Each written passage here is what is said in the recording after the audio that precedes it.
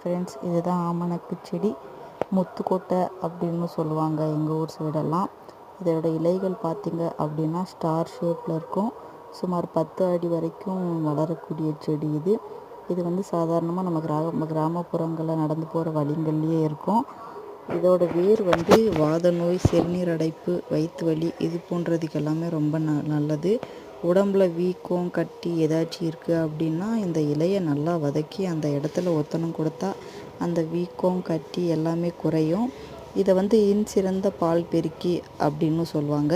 இந்த இலைகளை நல்லா நெய் விட்டு வதக்கி அதை வந்து மார்பக கல்லில் கட்டி விட்டோம் அப்படின்னா பால் பெருக்கியாக உதவும். இது வந்து நம்ம கிராமங்களில் ஒரு காலத்தில் விளக்கேற்ற பயன்படுத்தியதால் இதை விளக்கெண்ணெய் அப்படின்னு சொல்லி இன்னுமே சொல்கிறாங்க. உங்கள் ஊர் சைடில் இதுக்கு என்ன பேர் அப்படின்னு சொல்லி கமெண்ட்டில் பண்ணுங்கள். சப்ஸ்கிரைப் பண்ணுங்கள். தேங்க்ஸ் ஃபார் வாட்சிங்.